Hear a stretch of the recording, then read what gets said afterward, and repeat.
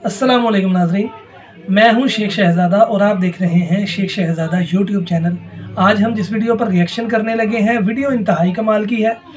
बहुत नॉलेज वाली वीडियो है, इश्क रसूल में डूबी हुई वीडियो है और मुकर्रर खतीब आलिम पीर अजमल रज़ा कादरी साहिब ऑफ पाकिस्तान कमाल के मुकर्रर हैं, कमाल के खतीब हैं, कमाल के आलिम हैं। बड़े प्यारे ठंडे मीठे अंदाज में समझाते हैं और मसाइल को सुलझाते हैं। तो आइए मिलकर सुनते हैं पीर अजमल रज़ा कादरी साहिब ऑफ पाकिस्तान। अजीज दोस्तों, बुजुर्गों और भाइयों, अल्लाह ताला ने कुरान मजीद में इरशाद फरमाया कि वबश्शिरिल लज़ीना आमनू व अमिलुस सालिहाति, ए महबूब अलैहिस्सलाम खुशखबरी दे दें उन लोगों को जो ईमान लाए और जिन्होंने नेक आमाल किए। सुभान अल्लाह।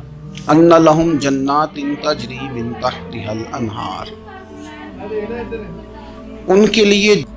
बयान शुरू होने से पहले सब मेरे बहन भाई एक बार दुरूद शरीफ पढ़ लें। शुक्रिया। अस्सलाम वालेकुम या रसूल अल्लाह व अला आलिका व अस्हाबिका या हबीब अल्लाह। जन्नत है और जन्नत वो है जिसके नीचे नहरें बह रही हैं। सुभान अल्लाह, सुभान अल्लाह। अल्लाह तबारक व तआला ने अपने महबूब करीम सल्लल्लाहु तआला अलैहि वसल्लम के गुलामों को खुशखबरी सुनवाई और सुनवाई भी हुजूर के मुकद्दस लम्हाए मुबारका से। सुभान अल्लाह, क्या बात। आप इन्हें खुशखबरी दे दें कि इनके लिए जन्नत है, बागात हैं और बागात वो हैं जिनके नीचे नहरें रवा दवा। सुभान अल्लाह। लेकिन किन लोगों को? जो ईमान लाए और जिन्होंने नेक अमाल किए। बेशक बेशक। कुछ ना कुछ इंसान को ना अमल करना चाहिए। वो जो अमल है ना, कोई बंदा अपने अमलों से जन्नत में नहीं जाएगा, जन्नत में खुदा के फजल से जाएगा। बेशक बेशक बेशक। लेकिन ये जो आमाल है ना, ये सबब बनेंगे अल्लाह की रहमत का, ये जरिया बनेंगे खुदा के करम के मतवज्जे होने का। बेशक। जब हम नेक अमाल करेंगे तो उस अमल की वजह से रहमत होगी और वो रहमत हमें अल्लाह के करीब भी ले जाएगी और उस रहमत की बरकत से रब जन्नत भी अता फरमाएगा। बेशक। सुभान अल्लाह। हमारे यहाँ ये होता है कि हम ज्यादातर चीजों को तकरीर सुनने की हद तक लेते हैं, अच्छी नसीहत का लुत्फ जरूर हासिल करते हैं, अच्छे जुमले को अपने दिल में उसकी फरहत जरूर महसूस करते हैं, लेकिन अमल की तरफ नहीं बढ़ते। उसका नुकसान ये होता है कि ये माज़अल्लाह एक बाकायदा शोभा बन जाता है कि मैंने बड़ी खूबसूरत तैयार करके तराश खराश करके बात करनी है, बड़ी उम्दा करनी है। अच्छे अच्छे अदीब तो पैदा होते हैं, अच्छे खतीब, अच्छे वाइज, अच्छे सुनने वाले, दाद देने वाले तो पैदा होते हैं, लेकिन अगर अमल का शौक ना पैदा किया तो फिर बातें नशिस्तन गुफ्तन बरखास्तन तक रह जाती हैं, उसका लुत्फ नहीं आता। फिर तो तकरीरें हो रही हैं, होती हैं और होती रहे, नतीजा क्या निकला? जो आदमी कहता है मैं इतने सालों से तकरीर सुन रहा हूँ, तो सवाल ये है कि भाई इतना सुनने के बाद तुम समरे कितना? सुनने का एक ही मकसद जिंदगी में आप समझ लें कि सुनने का मतलब संवरना है। और अगर आपने खैर की बात सुनी और आप संवरे ही नहीं, मैं आपको दावत फिक्र देता हूँ। नबी पाक सल्लल्लाहु तआला अलैहि वसल्लम ने इरशाद फरमाया, एक औरत थी, तवाइफ थी, सारी जिंदगी उसकी गुनाहों में गुजरी माज़अल्लाह। फिर वो एक कुएं के पास से गुजर रही थी, एक प्यासा कुत्ता उसने वहां प्यास से तड़पते सिसकते देखा और फिर उसने अपने जूते को लटका कर अपने दुपट्टे की मदद से या जैसे उससे मुमकिन हो सका उसने पानी निकाला, कुत्ते को पिलाया, अल्लाह ने उसकी बख्शिश फरमा दी। आप माशाल्लाह हजारों में लोग हैं, आपने बड़ी जल्दी मुझे ये बताना है, ये हदीस आपने पहले भी सुनी हुई है ना? मेरा ख्याल है कोई बंदा नहीं रहा जो उसने ना सुनी हो।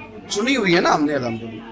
इतने सारे बंदे जो यहाँ मौजूद हैं उन्होंने सुनी हुई है, तो जाहिर है उम्मत मुस्लिमा में जितने लोग हैं ढेर सारों ने ये बात सुनी होगी।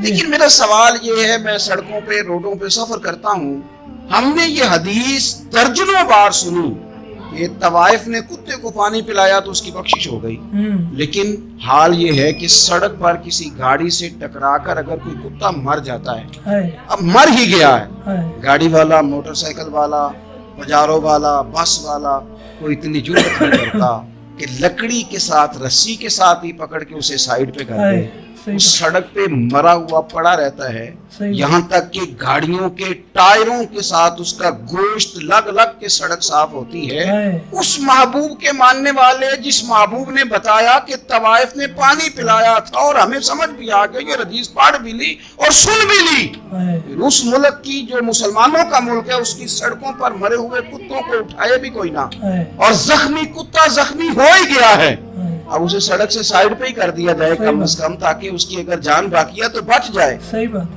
तो फिर मुझे बताओ ना मेरे दोस्तों, हमने किस लिए तकरीरें सुनी है, किस लिए खुतबे सुने हैं? वाज़ो नसीहत की मजालस का मतलब हमने क्या समझा हुआ है? तकरीर, तहरीर, तसनीफ, अच्छी गुफ्तगू, अच्छा जुमला, इसका माना हम क्या समझते हैं?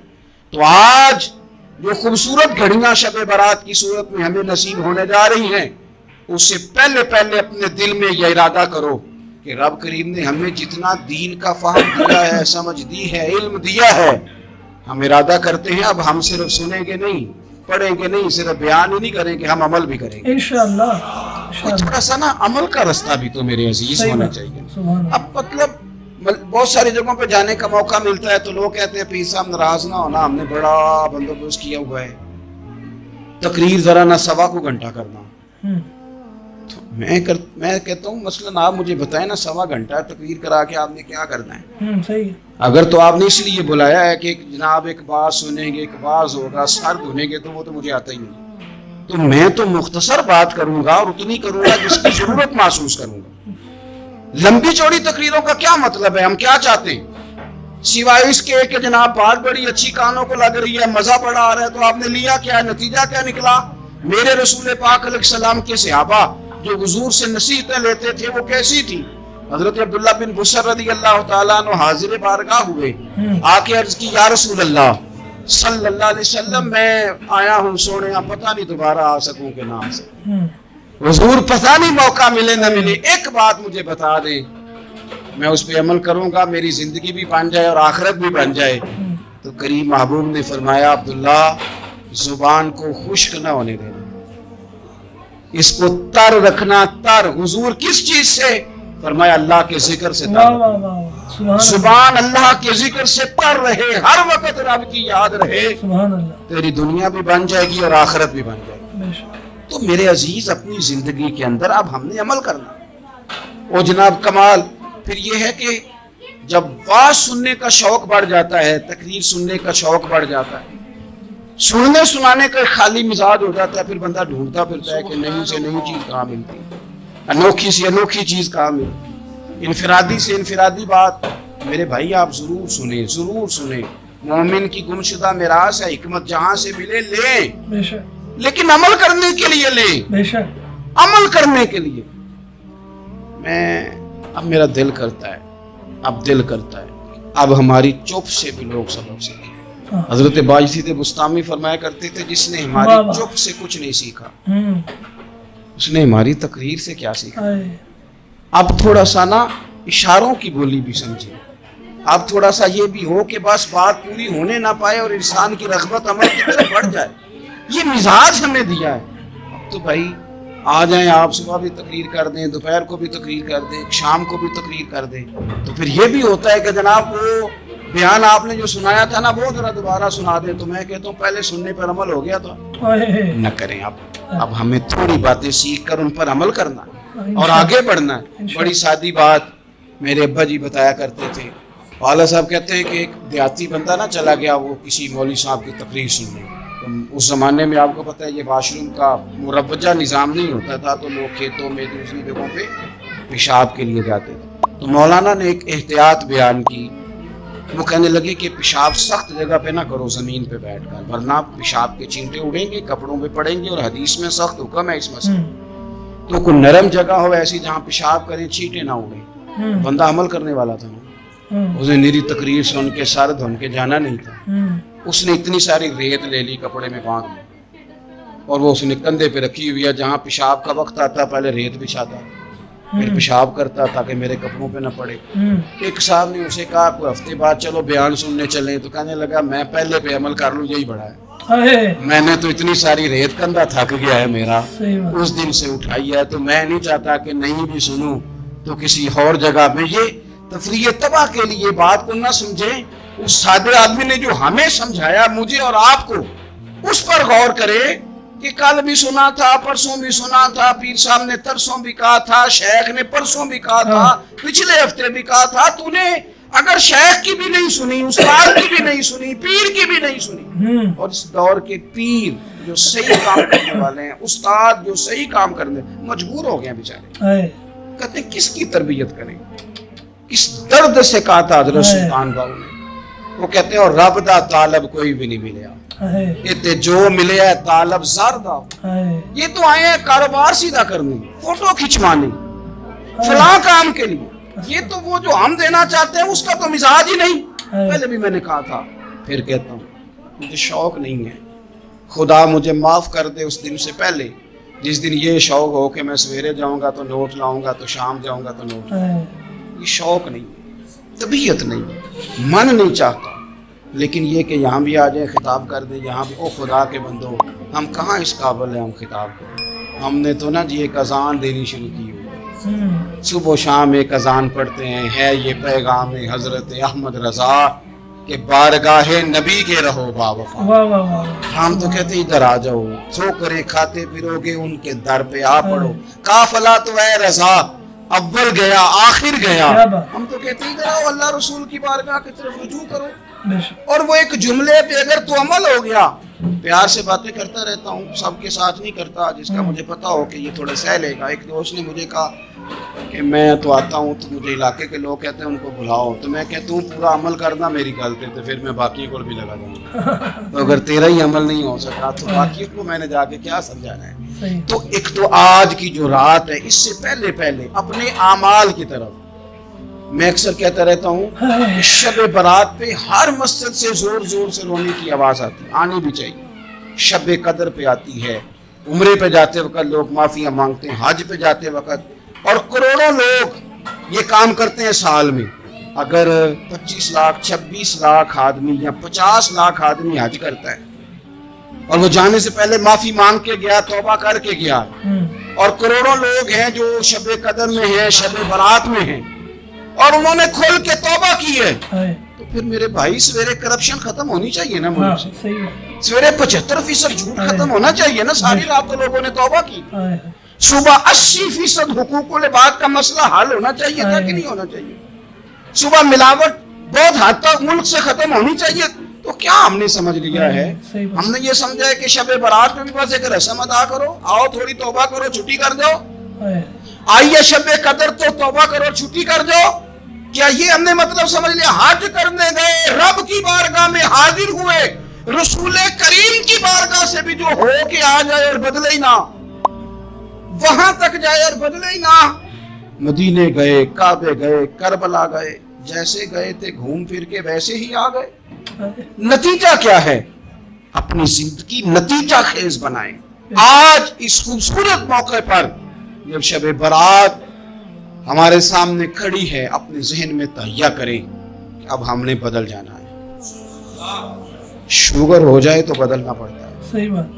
अल्लाह माफ करे, चीनी छोड़नी पड़ती है, मनपसंद मिठाइयाँ छोड़नी पड़ती हैं, बदलना पड़ता है, सही बात। ब्लड प्रेशर हो जाए तो यारो बदलना पड़ता है, सही बात। अगर इंसान को खुदा ना खास्ता कोई मर्ज लग जाए तो बदलना पड़ता है, सही बात। औलाद पैदा हो जाए तो बदलना पड़ता है, घर में बेटियां पैदा हो जाएं तो बूढ़े बाप को बदलना पड़ता है, बाल सफेद आ जाएं तो फिर भी तो बदल जाना चाहिए। हाँ, सही बात। इंसान की उम्र 40 साल हो जाए तो फिर भी तो बदल जाना चाहिए, सही बात। शब बारात पे तौबा करे तो फिर भी तो बदल जाना चाहिए, सही। अब बदल जाएं, अब हम बदल जाएं। अब ना दर्द होती है, गाड़ी में बैठे तो कमर पे दर्द होती है, अब हम बदल जाएं।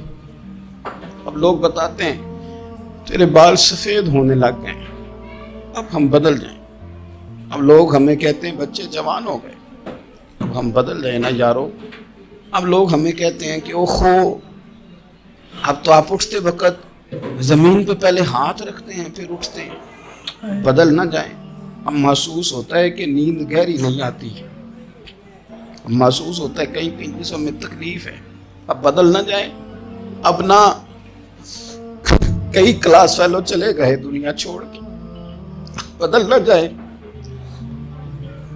अपने बहन भाइयों में से कईयों का जनाजा पड़ा, बदल न जाए। हम में से कईयों ने माँ बाप दफन कर दिए, फूल डाल दिए कब्रों पे, बदल जाए। अब वक्त थोड़ा रह गया, अब कुछ तब्दीली की तरफ आए। अब तौबा सही वाली कर लें, अब इस्तिग़फ़ार दिल से पढ़ लें, अब तब्दील हो जाए। अब अपने अंदर बाहर कुछ तब्दीलियाँ लाएं, अब अपने ज़ाहिर और बातिन को संवारें। अब अल्लाह रसूल की बारगाह में जाना है ना, तो कोई ऐसा ना हो शर्म आए हुजूर के सामने खड़े होते, हया आए नबी करीम की बारगाह में खड़े होते। अब कुछ तब्दीली लाएं। आज इरादा करें, आज जो तौबा करेंगे वो सही वाली करेंगे।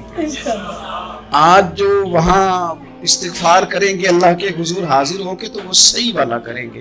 अब कुछ तब्दीली का मिजाज लाएं। और फिर एक और बात भी अर्ज़ करूँ, हमारे ज़ाती ताल्लुकात सारे धोखा हैं, हमारी जेबों में माल सारा धोखा है, हमारे बुलंदो बाग दावे सारे धोखा हैं, हमारे बड़े बड़े रुतबे सारे धोखा हैं। बड़े ताल्लुकात थे बेटे के, पर माँ बीमार थी तो उसे से तो नहीं ताल्लुकात थे। बड़े ताल्लुकात थे ना बेटे के, लेकिन जब बीमारी जोर पकड़ गई तो फिर क्या कर सका। बड़े ताल्लुकात थे, बड़ा पैसा था जेब में, बड़ा कुछ था, लेकिन जब जनाब इजराइल आए तो फिर कोई कुछ भी ना कर सका। फिर अपने रह गए और जिसको जाना था वो सब चले गए।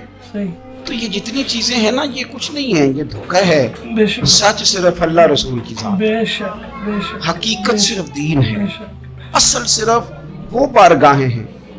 धोखे में ना जिंदा रहो। छोड़ दो ये बात करनी के बड़े ताल्लुकात, छोड़ दो ये बात करनी कि बड़ा पैसा है, छोड़ दो ये बात करनी कि बरादरी कबीले इलाके में बड़ा, और कुछ भी नहीं है। कुल्लु मन अलैहा फान, हुए नामवर बेनिशान कैसे कैसे।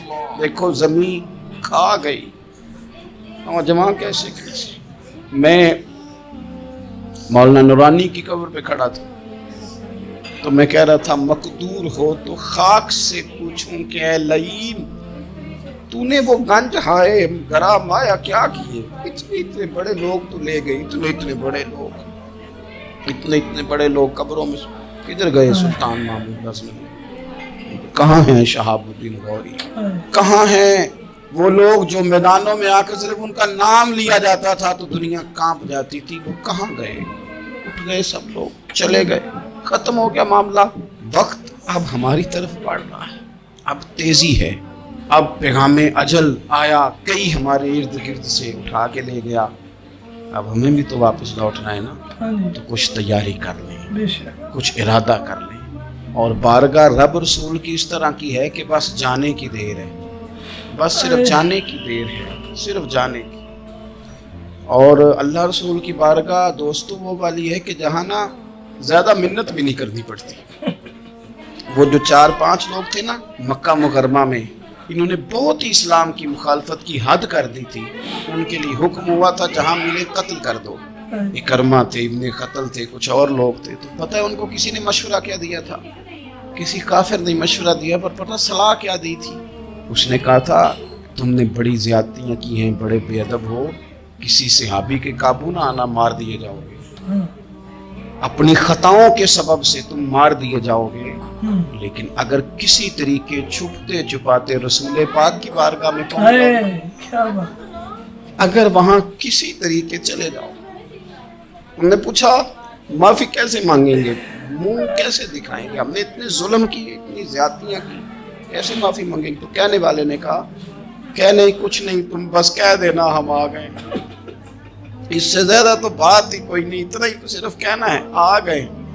और ना आते तो जाते भी किधर, बस तुम इतना कह देना इन्ना लब्दा इज़ा तरफा सुम्मा ताबा ताबल्लाहु अलैहि। नबी करीम सल्लल्लाहु ने फरमाया बंदा जब आके कहता है ना या अल्लाह मैं भूल गया था, गलती हो गई, इन्ना लब्दा इज़ा तरफा, मान जू गया, गलती हो गई। जब कहता है ना मैं भूल गया, सुम्मा ताबा, फिर वो तौबा करता, ताबल्लाहु अलैहि, अल्लाह देर करता ही नहीं, फौरन तौबा को कबूल फरमा लेता। हमारे यहाँ ना कुछ लोग तो तबन सख्त हैं, अल्लाह माफ़ फरमाए, और कुछ रद्द अमल के तौर पर सख्त हो गए। कुछ बातें दिलों में बैठ गई हैं जिन्होंने तबीयतों को सख्त कर दिया। कभी कहें आप, बहू से कि चलो बूढ़ी सास से अगर कभी कोई बात सख्त निकल गई है तो माफ कर दे, वो तैयार नहीं होती। वो कहती है तुम्हें पता नहीं मेरे साथ क्या कुछ हुआ। कभी सास से कहा जाए ना चलो भूल गई थी बच्ची तो आप दरगुजर कर दें, तो कहते हैं तुम्हें पता नहीं मेरे अंदर सख्ती कितनी आ गई है, दुख कितने बैठ गए। हम ना तबीयतों में सख्ती कर बैठे, हमारे दिल धड़कते जरूर हैं लेकिन सिर्फ अपने बच्चों के, हमारे सीनों में दर्द उठता जरूर है लेकिन सिर्फ अपनों के। हमने ना 2 4 5 6 बातें जमा करके उन पर पूरा ज़हन बना के सख्त हो गए हैं, तबीयतें सख्त हैं, दिल सख्त हैं। मेरे नबी पाक सल्लल्लाहु ताला अलैहि वसल्लम ने फरमाया, ये हदीस मुस्लिम शरीफ में मौजूद है, फरमाया जन्नत में वो लोग दाखिल किए जाएंगे जिनके दिल चिड़ियों की तरह नरम है। सुभान अल्लाह, नरम दिल के लोग, माफ कर देने वाले, जल्दी मान जाने वाले। एक साहब थे, अपने भाई से नाराज हो गए और उन्होंने रिश्ते से इनकार कर दिया। पहले उनके बेटे की वहीं पे निस्बत थी, इनकार कर दिया। कई लोगों ने उनसे कहा, मैंने भी कहा, तो वो कहने लगे पीर साहब इज्जत बड़ी करता हूँ आपकी लेकिन मैं मर्द हूँ, एक दफ़ा ना कर दूँ तो फिर हाँ नहीं किया।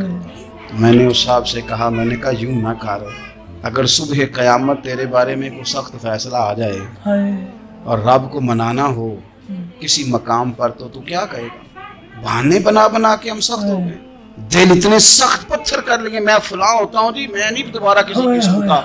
और खुदा के बंदो, मेरे नबी पाक अलैहिस्सलाम ने फरमाया मोमिन तो इस तरह होता है जिस तरह ऊंट के नाक में नकेल होती है, बिठा दो तो बैठ गया, उठ जाओ तो उठ गया। और हुजूर ने फरमाया वो लोग जो बहुत बदअखलाक हैं, झगड़ालू हैं, फसादी हैं, सख्त दिल हैं, वो लोग जन्नत में नहीं जाएंगे। जो झगड़े करते फिरते हैं झगड़ालू लोग हैं। अजीज दोस्तों, अपनी जिंदगी के अंदर तबीयत में नरमी, अगर तबीयत नरम हो गई ना जी, मिजाज में नरमी आ गई, तो फिर आप महसूस करेंगे कि आप माफ करते भी जल्दी हैं और माफी देते भी जल्दी हैं। फिर आपके ताल्लुकात बचेंगे, आपकी निस्बतें बचेंगी, आपके बहुत सारे रिश्तों में कुर्बत आएगी, टूटेंगे नहीं।